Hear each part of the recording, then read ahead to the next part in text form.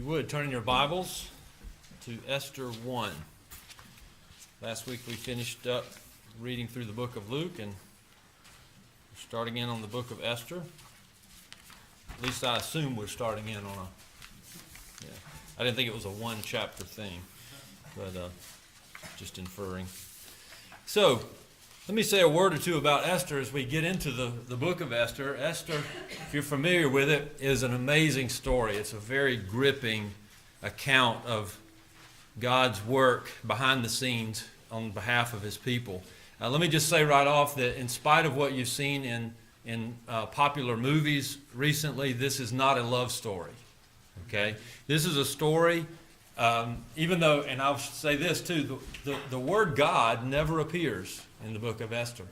It's never referred to explicitly, and yet God's hand is very clearly seen through his providential dealings in the lives of his people and the history of this place. And what we see here is in a way we see a microcosm of God's providential dealings in history. What we don't ordinarily get to see in our lives is we don't usually get to see the end of the story. We see all this messy stuff going on, and we think, what in the world is God doing here? Things seem insignificant.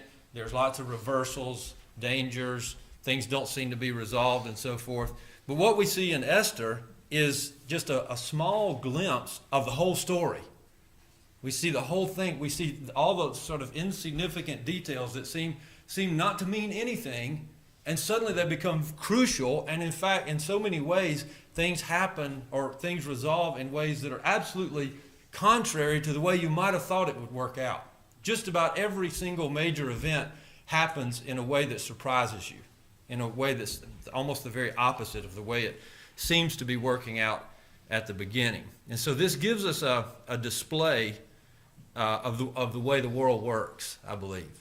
It allows us to see the end, even though we're not going to see the end of the entire history of the world, or most likely will not see the end of that in our own lifetime, yet we can see that this is a representation of that. We're in the middle of the story, and so we don't have the vantage point in our own lives that we have as we read the book of Esther. But as we read Esther, we can be encouraged that this is the way God works in the world.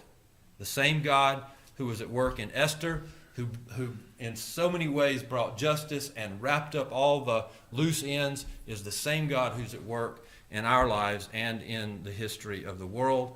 And he will bring all of history to a just and glorious conclusion. Now, the sad thing for you is that you're going to have to hear this story over a 10-week installment. And so each week may not necessarily give you a very satisfying end. But, again, that's kind of like our lives on a daily basis, right?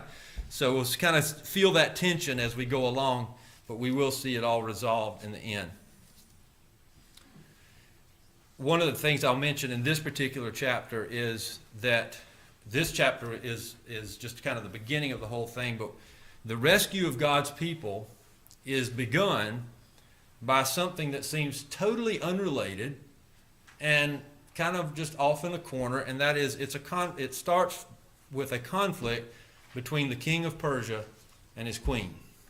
And so that's what we're going to see today in Esther 1.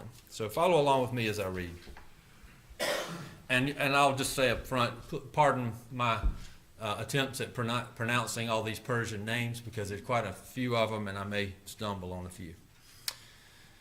Now, in the days of Ahasuerus, the Ahasuerus who reigned from India to Ethiopia over 127 provinces, in those days when King Ahasuerus sat on his royal throne in Susa, the capital, in the 3rd year of his reign, he gave a feast for all his officials and servants. The army of Persia and Media and the nobles and governors of the provinces were before him, while he showed the riches of his royal glory and the splendor and pomp of his greatness for many days, 180 days. And when these days were completed, the king gave for all the people present in Susa, the citadel, both great and small, a feast, lasting for 7 days in the court of the garden of the king's palace.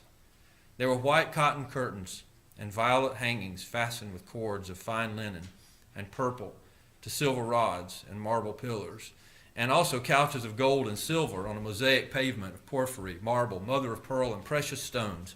Drinks were served in golden vessels, vessels of different kinds, and the royal wine was lavished according to the bounty of the king. And drinking was according to this edict. There's no compulsion, for the king had given orders to all the staff of his palace to do as each man desired. Queen Vashti also gave a feast for the women in the palace that belonged to King Ahasuerus.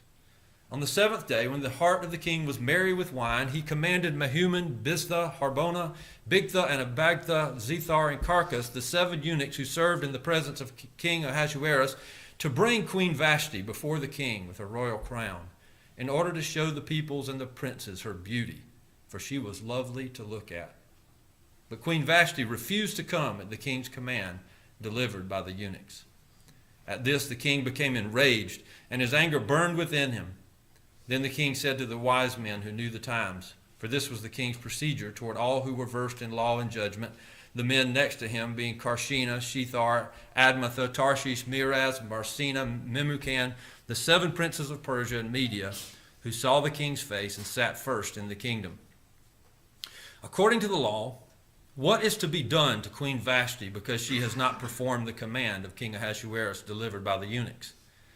Then Memucan said in the presence of the king and the officials, not only against the king has Queen Vashti done wrong, but also against all the officials and all the peoples who are in all the provinces of King Ahasuerus.